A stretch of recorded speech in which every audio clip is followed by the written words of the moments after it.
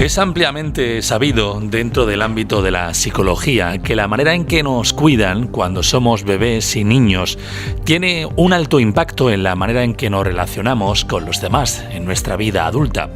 No solo en el ámbito de la pareja, sino en relaciones de amistad, a nivel laboral o incluso en cómo nos sentimos con nosotros mismos.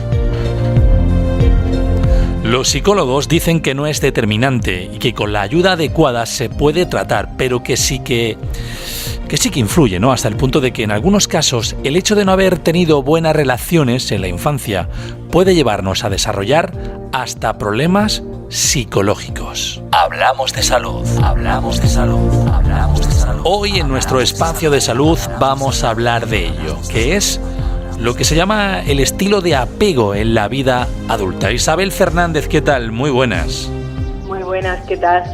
Bueno, para comenzar, ¿de qué hablamos cuando abordamos el término estilo de apego? Bueno, pues es importante definirlo para entender el tema de hoy, porque el apego, digamos que es la tendencia que tiene el bebé cuando nace y es pequeñito a hacerse dependiente de los adultos más cercanos, normalmente los papás o los abuelos, para que le protejan. El apego es como un mecanismo que lleva al bebé programado genéticamente para que, al permanecer unido a los adultos, estos le provean las necesidades que necesita. Y digo que lo llevamos genéticamente porque sin ese apego, como los bebés no pueden subsistir solos, pues morirían. Entonces, la supervivencia de la especie, digamos que nos lo ha programado así para que a los bebés les salga automáticamente. En psicología decimos coloquialmente que es como el repertorio de conductas que lleva el bebé programadas para que la mamá y el papá se enamoren de él y no lo dejen solo y estén muy pendientes. Las sonrisas del bebé, los sonidos, el llanto que nos resulta tan desagradable, etcétera. Y bueno, las investigaciones de hecho dicen que el apego comienza a generarse hacia la mamá incluso ya en el embarazo, es decir, el bebé cuando nace ya sabe distinguir muy bien entre quién es su mamá por el olor, por la voz, etcétera, a otras personas desconocidas. Otra cosa es que una vez nacidos ese apego sea más sano o menos sano, y es de lo que vamos a hablar hoy, porque dependiendo de cómo sea el trato de nuestros padres hacia nosotros, puede beneficiarnos más o menos luego en nuestras relaciones adultas. Bueno, entonces, si yo no mal he entendido mal, según lo que te estábamos escuchando, el apego puede ser sano, Isabel, o puede estar alterado, ¿no? Bueno, dentro del apego se dice que hay varios estilos. El más sano es el apego seguro, que está en el aproximadamente 50% de la población mundial, o quizás un 60%, y es aquel en el que el niño percibe que sus figuras de apego, sean quienes sean, le satisfacen sus necesidades. Y ojo, un par de matices, que con figuras de apego no tiene por qué ser una madre o un padre, porque puede que sea cualquier adulto. Por eso no hay ninguna preocupación de que un bebé no se apegue con un padre biológico, por ejemplo, si luego hay otro adulto o adultos que hagan esa función de protección. Y se sabe que cuantas más figuras de apego sanas y estables tenga, aunque no sean los padres, pues mejor para su salud mental. Y otro matiz es que cuando hablo de satisfacer necesidades no me refiero a la comida, a la casa, a la ducha, etcétera, sino que hablamos de necesidades emocionales. Es decir, me refiero a que cuando el niño se siente desprotegido o tiene rabia porque tiene hambre o siente miedo de dormir solo o está rabioso porque le duele algo, pues haya un adulto que sea capaz de identificar y entender esa necesidad y de responder hacia ella.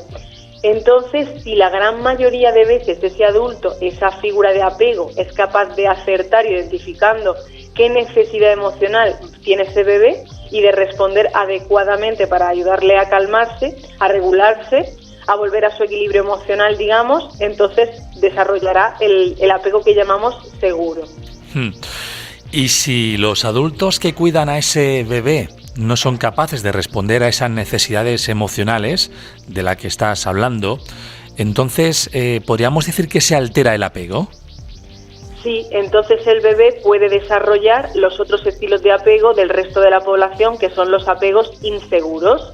Dentro de los apegos inseguros está el apego inseguro de tipo evitativo, el apego inseguro ansioso, y luego está otro que es el desorganizado, que bueno, este último es un porcentaje muy pequeño de la población.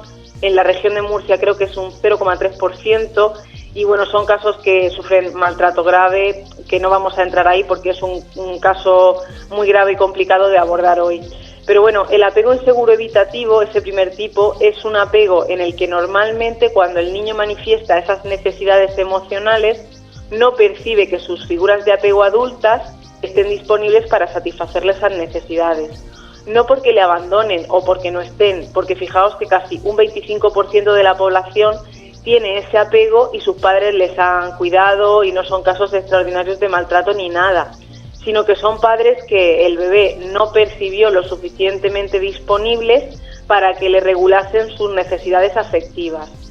Y bueno, lo explico con un ejemplo para que se entienda mejor. Imaginad un niño pequeño que lo llevamos la mamá o el papá al parque, ¿no? Y que viene llorando porque se ha ido a los columpios y, por ejemplo, otro niño le ha pegado, ¿no? Por ejemplo. Entonces, una figura de apego disponible sería aquella que identifica esa rabia o esa emoción desagradable que en ese momento siente este niño, se la valida, entiendo que te sientas así porque lo que te ha pasado requiere de que te sientas así, y que le ayuda a regular esa emoción, que lo consuela. Sin embargo, en el apego evitativo suelen ser estos padres que invalidan la emoción, es decir, pues en plan, hijo, no llores, que no le hagas caso, o tú no hagas caso a esas cosas. Es como que la racionalizan, esa emoción.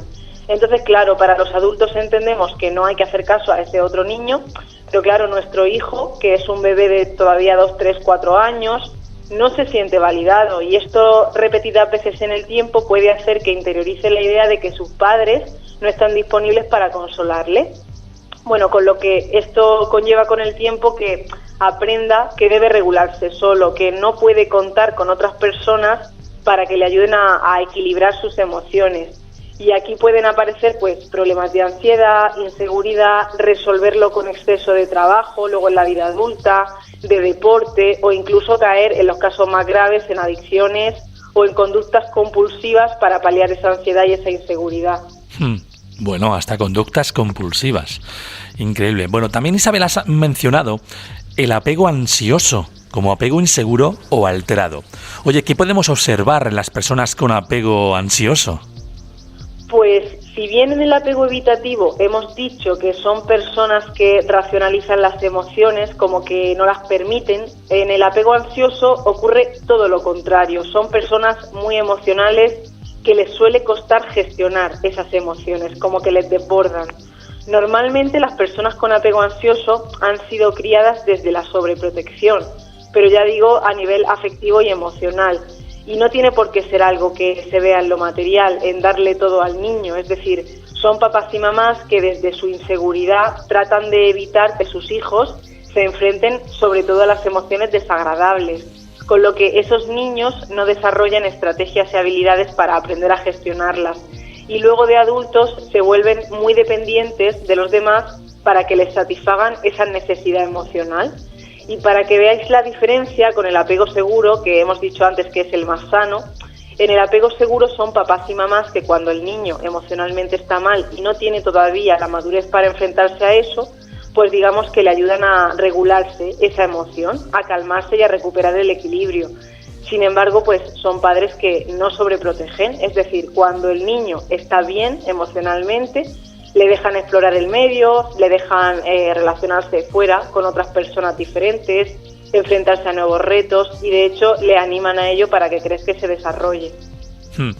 Isabel, me siento obligado a preguntarte cómo nos influye en la vida adulta. Por ejemplo, si en la infancia hemos desarrollado uno de estos tipos de apego, ¿luego en la adultez se mantiene o es algo que se puede tratar?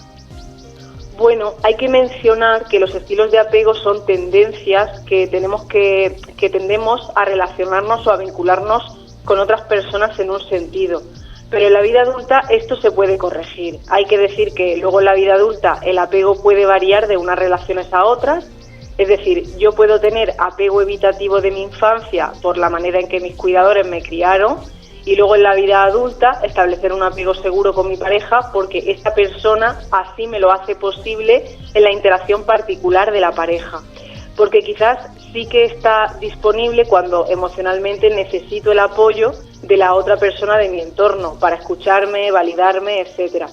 E incluso al contrario, por desgracia en terapia nos encontramos con casos de personas que fueron criadas en apego seguro y que tenían apego seguro, pero por desgracia han caído en relaciones en las que han desarrollado para esa relación particular un apego ansioso con dependencia emocional, que son estas personas que necesitan de la aprobación de su pareja, de estar todo el día juntos, de que su pareja les valide constantemente, y muchas veces estas personas llegan a consulta echándose la culpa de no poder gestionar esa ansiedad o ese apego ansioso hacia la pareja, pero no es culpa de ellos, sino que la pareja ha hecho una serie de acciones que han generado esa ansiedad.